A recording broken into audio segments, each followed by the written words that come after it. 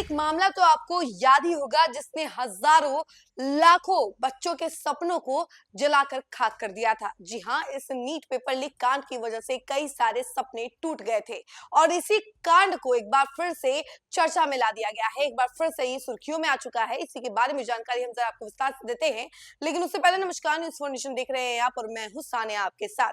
8 साल पहले का नीट पेपर लीक मामला अब फिर से सुर्खियों में है, क्योंकि अब ईओयू ने इसमें एंट्रेंस कर दी है, एक तरीके से एंट्री मार ली है और दोनों मास्टरमाइंड संजीव मुखिया और बबलू शर्मा दोनों को अब रिमांड पर लिया एक दिन के लिए और सवाल जवाब किए। इसके बाद ढेर सारे राज खुले।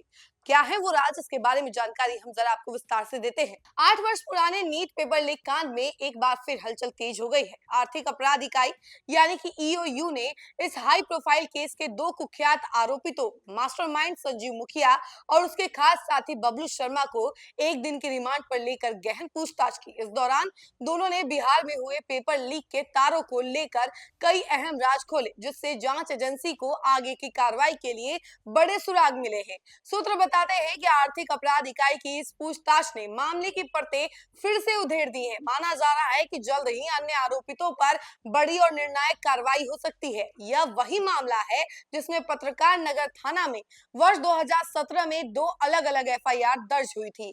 इसी केस में संजीव मुखिया का बेटा डॉक्टर शिव कुमार उर्फ बिट्टू भी आरोपित है।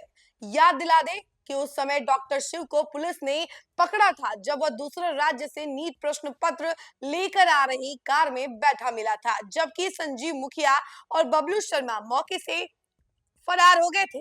बाद में जांच के दौरान पुलिस को पेपर लीक रैकेट के कई पुख्ता साक्ष्य प्राप्त हुए थे, जिसके बाद आर्थिक अपराध इकाई ने पत्रकार नगर थाने के दोनों मामलों की जांच अपने हाथ में ले ली।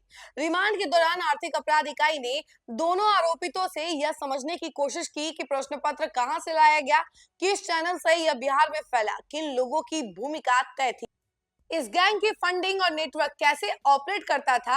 हालांकि इस केस में दोनों आरोपितों को पहले ही जमानत मिल चुकी है, फिर भी आर्थिक अपराध इकाई का यह कदम बताता है कि एजेंसी पुराने मामले को बंद नहीं मान रही है और इसके अलावा इसे जड़ तक पहुंचाने की कोशिश भी कर रही है। उल्लेखनीय है कि पिछले वर्ष हुए ताजा नीट पेपर लीक मामले में सीबीआई ने भी संजीव मुखिया से रिमांड पर पूछताछ की थी। बहरहाल नीट पेपर लीक का यह पुराना घाव फिर से हरा हो गया है और ईओयू के निशाने पर अब वे सारे किरदार हैं, जिसकी वजह से लाखों छात्रों के सपनों के साथ खिलवाड़ किया गया था।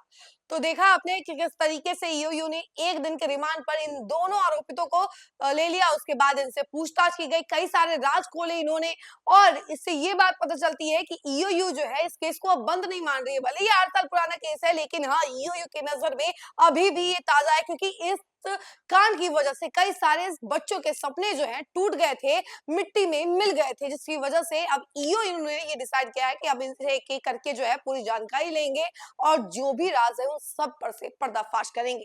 इस खबर फिलहाल के लिए इतना ही। ऐसी तमाम अपडेट के लिए जुड़े रहे हमसे और देखते रहे न्यूज़ फॉर नेशन। धन्यवाद।